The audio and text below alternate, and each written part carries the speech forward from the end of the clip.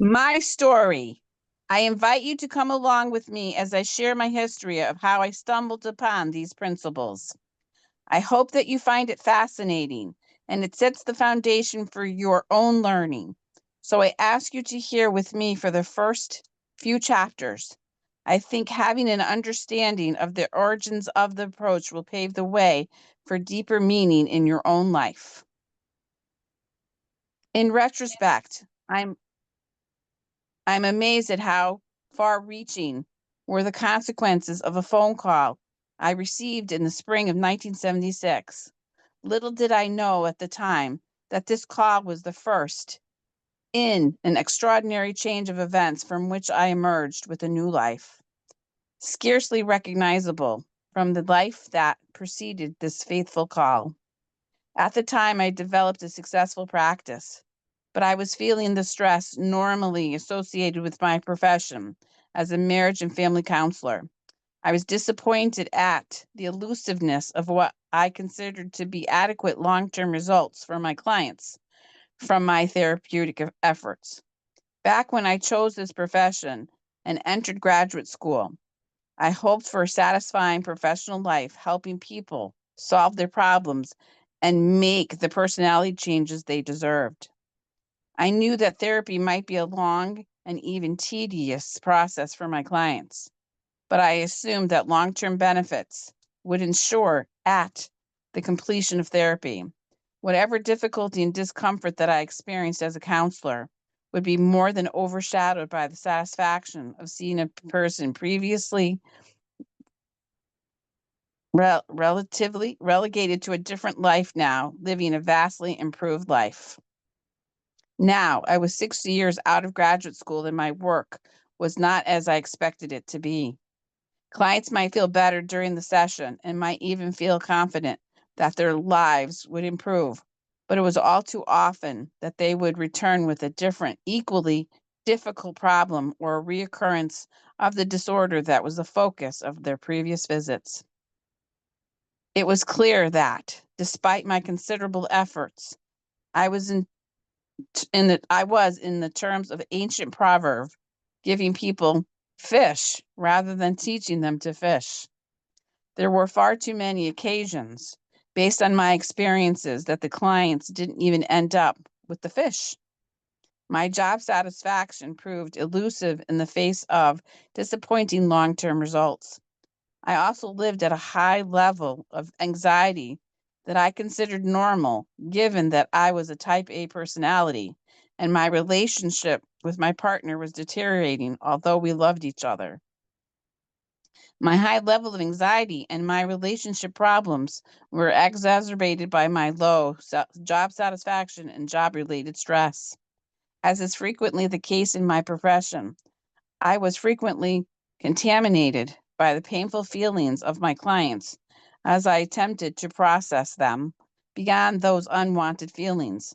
All things considered, this experience of life and work was not what I had in mind when I chose this profession, and I did not see a light at the end of the tunnel. The chain of events set off by that telephone call led me to a life of job satisfaction, a personality that others considered relaxed, calm, and harmonious, and an ever-improving relationship with my mate.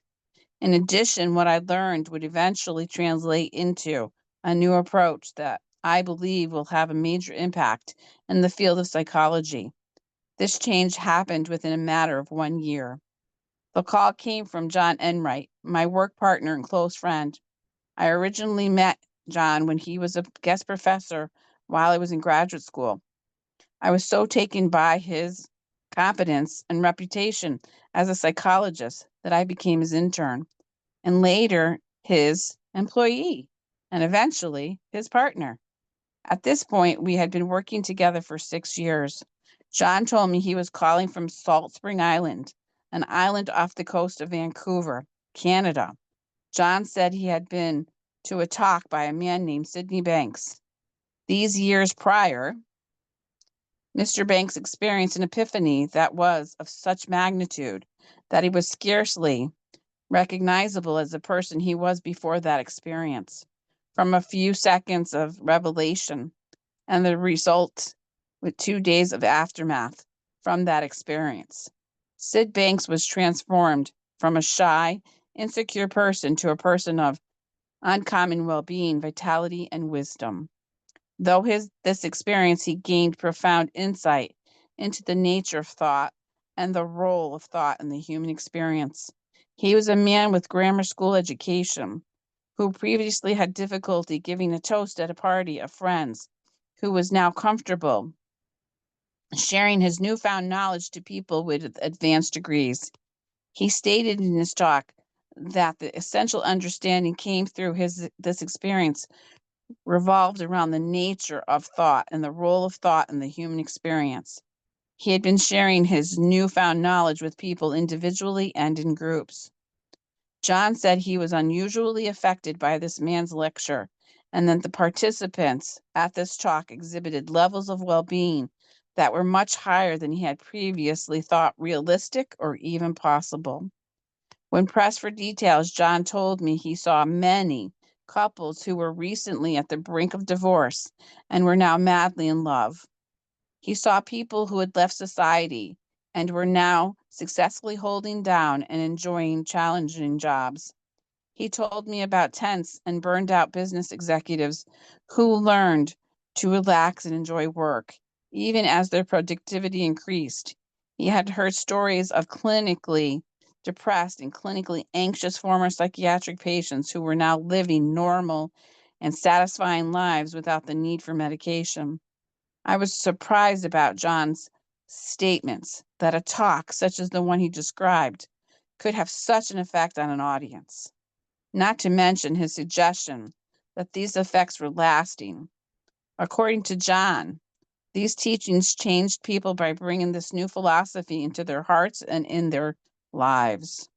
John was calling to ask my wife Linda and me to join him immediately at Salt Spring Island to verify and possibly explain results he was at a loss to explain.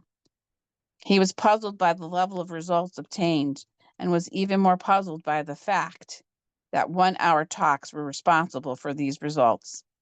He could see the results, but was totally mystified by the vehicle through which these results were achieved. He hoped that our combined observations and subsequent analysis would cast some insight on these questions. How could these lectures have such a profound effect on people, while other similar lectures whose similarly expressed ideas that provide valuable inspiration didn't seem to achieve penetration into the lives of listeners? What variable accounted for this discrepancy? The timing of John's request was most inopportune, as Linda and I were about to leave on a much-needed vacation, but I felt a strong pull to comply. Not only did John's report pique my personal and professional interest, it specifically tied into some investigatory work I was doing under a government grant. 3 months prior, John and I became part of a National Institute of Mental Health grant. Dr. Roger Mills, a prevention,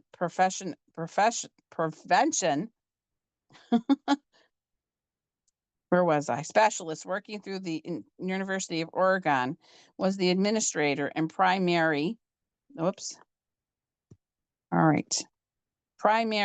trainer of this grant. This grant was designed to research the efficacy of different therapies. Roger had asked me to look for effective therapies that could be included under the grant. And I'm going to need to leave. I have a client.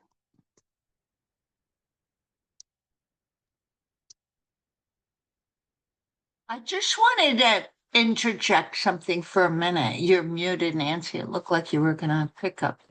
I just want to interject something for anybody listening to this. First of all, the last reader is a therapist, right? A colleague and of mine. And also, I never met John Enright, but I was living in San Francisco, so I know this story very well. I met George 1979. Yeah, somewhere in 1979 and 1980. he was a presenter at UC Berkeley, along with Roger Mills, who's the late Roger Mills, who transformed a community in several places, but there's a community and a book written about it called Modelo, Modello. Some of you are familiar with that. And so I know that, anybody listening to this is going to sound like it's a made up story. How could this be true? About a welder with a 9th grade education finding the secret to mental health. And I'm really, that's the name of the book that we're reading. Well, he did. He wasn't looking for it. He was looking to relieve his own suffering and improve, and this is Syd, and improve his marriage. And it was just absolutely by happenstance that Syd had this epiphany. So I just wanted to interject. And I guess it's already the top of the hour. Oh my gosh. Elaine had to go, she said, so. Yeah, she's got a client now. So I'm going to end the recording. We'll pick it up next Wednesday. Wow.